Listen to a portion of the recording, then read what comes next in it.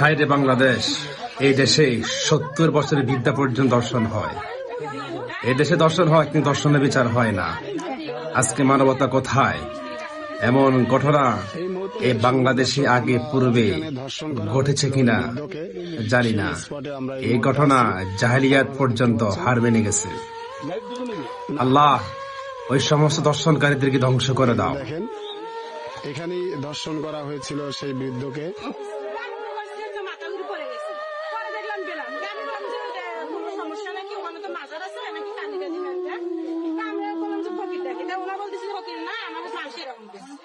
রক্ত দেখে অন্তরে সে জায়গায় রক্ত দিয়ে সব জায়গায় রক্ত তখন তাই আমার বলতেছে সবাই সরা আমি বলবো চিনছেন, আপনি চিনছেন? আমি বলি না আমি চিনছি আনুষ্ঠানটা ডাকি আমি দেখে নেবো এই হাত পদলা চা করলো না, পাঠালো না,